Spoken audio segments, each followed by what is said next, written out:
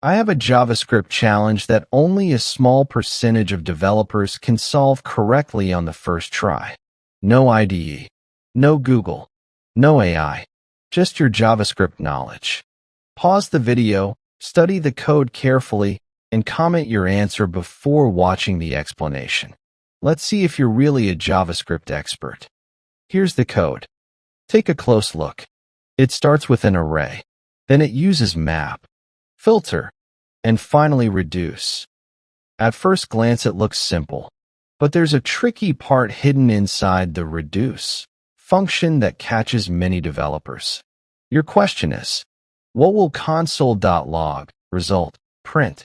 Your options are A, 3, 7, B, 3, 11, C, 4, 6, D, 4, 7. Pause now if you need more time.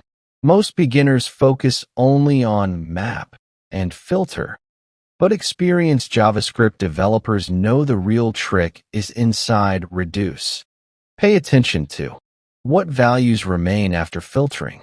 What is the value of I? What does array I plus 1 refer to? What happens on the last iteration?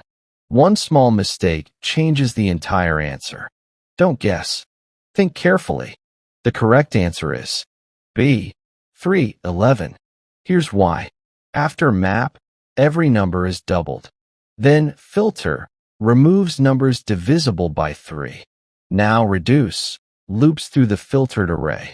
Whenever the index is even, it pushes the current value plus the next value into the result array. Following each step carefully gives the final output. 3, 11. If you got it right before the explanation, congratulations. You're doing better than most JavaScript learners. Now tell me in the comments, what heavy checkmark did you choose A, B, C, or D?